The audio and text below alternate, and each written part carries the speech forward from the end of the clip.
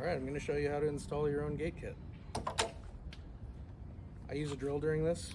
That's because I've been doing this a million times, but most people will be just fine with a set of Allen wrenches. I've been setting up and optimizing this kit for 3 years. That means I've installed and uninstalled things a lot of times, lost certain screws, one of the bars is all bent out of shape. So I guess what I'm saying is this will work even if your caboose is kind of beat up. Mine is very beat up and it still works just fine. All right, let's get into it. Once you've gotten the bars off, you can take 2 of these screws that I included with the kit and run them through here. And then you take this guy and you put it right on the front. Now, I recommend that you start threading these in by hand. You're filming? There we go. You're filming?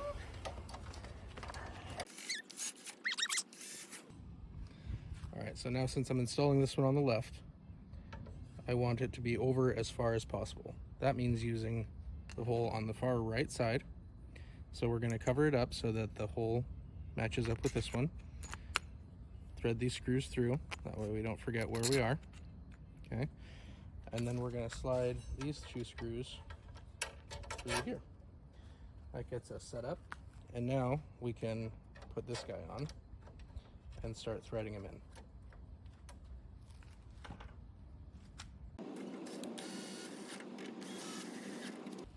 Alright, now we've got the hinge as far over as it can be, and the 2 holes that we're going to be putting the bars into are on the far side.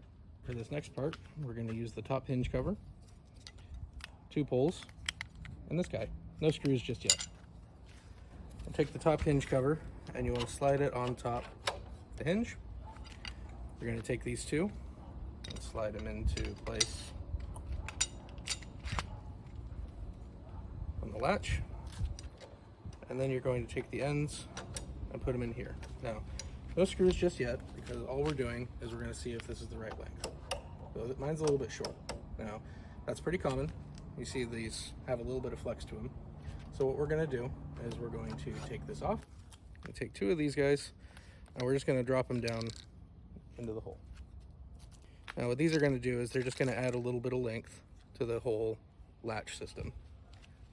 Now, when we put this guy back in, and this guy back in. Hi, Dad. Hey. I want to go to Nutella and go. All right. Is When we it put rolling? these back in here, you're going to see that it is just about the right length. For the screws that go into the poles from the back, you just want to use the same screws that came out of the caboose previously, not the ones that came in the kit. Start them in here. There we go. And then just drive them the rest of the way.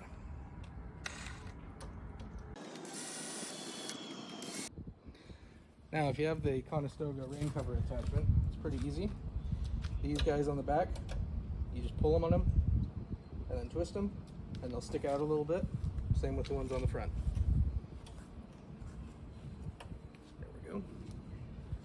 Then you just pick up the rain cover,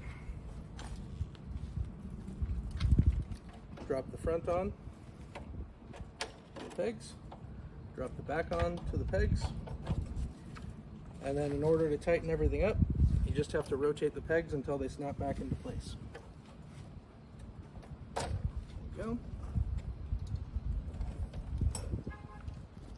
Then after that, all you got to do is button everything up the way that you normally do. Now, because the Conestoga is designed to go directly onto the caboose, sometimes the fabric can get a little bit tighter and you might not be able to zip it down all the way. But for me, this is a worthwhile exchange for being able to easily get my kids, put it back on and off when I'm using it with the kids if it's rainy or sunny. Now, the gate does work fully with the Conestoga rain cover as well, no problem.